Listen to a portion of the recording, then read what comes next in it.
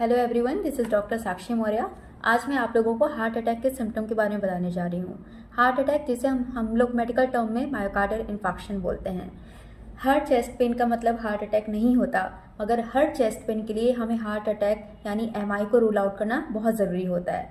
तो पहले हम जानते हैं एमआई के कुछ बेसिक सिम्टम्स के बारे में। एमआई में जैसा हम सबको पता है कि चेस्ट पेन होता है। वो चेस्ट पेन यूजुअली क्या होता है, आपके बाएं हाथ में फैलेगा, पीछे पीठ वाले एरिया में जाएगा, अपर बैक में, या फिर ऊपर जॉ पेन में भी रेडिएट होता है, यहाँ जॉ में भी पेन होगा।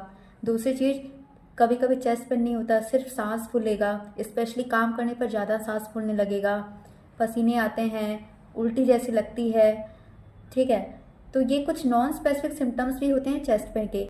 कभी कभी पेशेंट्स आते हैं सिर्फ एक कंप्लेन लेकर कि हमें पेट में दर्द है, और जब हम लोग उनका ईसीजी करवाते हैं तो ईसीजी में हार्ट में सिग्निफिकेंट चेंजेस निकलते हैं जो कि एमआई भी हो सकते हैं। और दूसरी चीज़ कि कभी कभी खाना खाने के बाद भी अगर आपको लगे कि चेस्ट टाइटनेस हो रहा है तो भी आपको एक बार डॉक्टर को ज़रूर कंसल्ट करना चाहिए।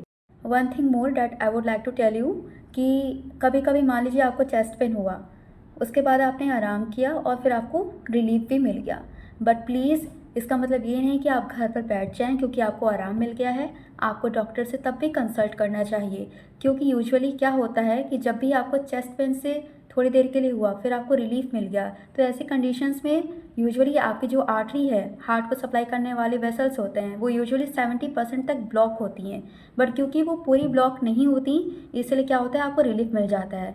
और इसे हम हार्ट अटैक बोलते हैं यानी एमआई बोलते हैं। उसमें क्या होता है कि सडनली हमारे जो वेसल्स होते हैं, जो आर्टरीज होती हैं जो कि हार्ट को सप्लाई कर रही हैं, वो 100% पूरी तरीके से ब्लॉक हो जाती हैं। इसीलिए इसको हम फिर इमरजेंसी कंडीशन मानते हैं।